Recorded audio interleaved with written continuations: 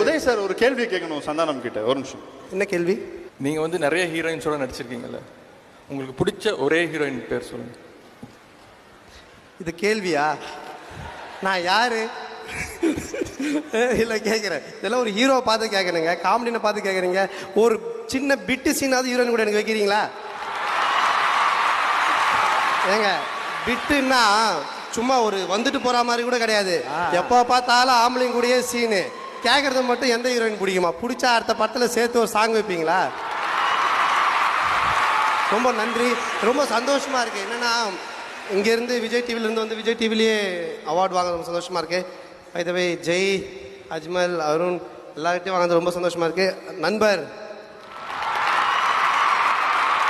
நண்பனே யூத்து கூட வந்து பேசுவோம் 2 பாட்டு.